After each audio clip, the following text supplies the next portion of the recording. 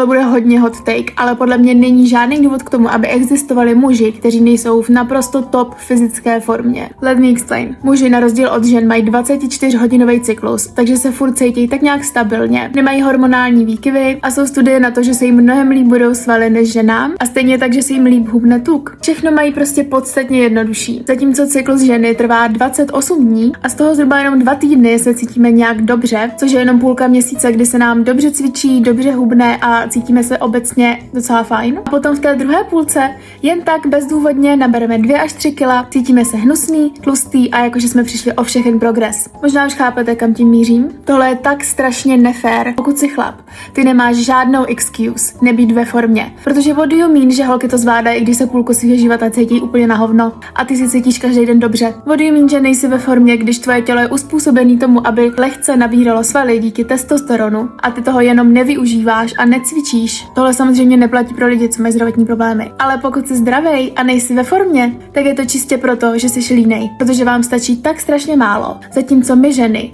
toho musíme dělat 30krát víc, aby jsme měli tak 20% výsledek toho, co máte vy.